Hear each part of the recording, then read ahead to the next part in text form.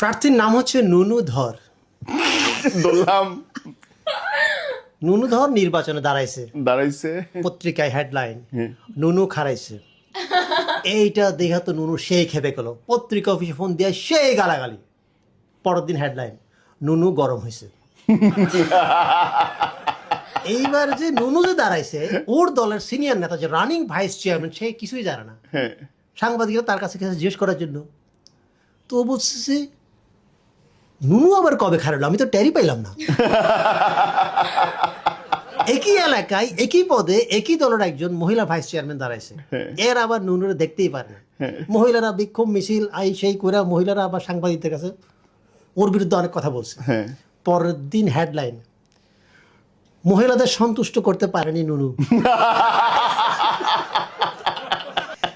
এই সাংবাদিক থেকে সাবধান।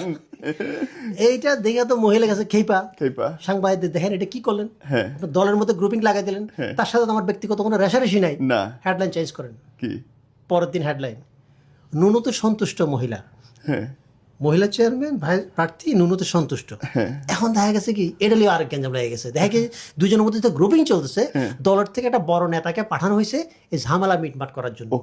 যে আসছে তার নাম হচ্ছে কালীধর।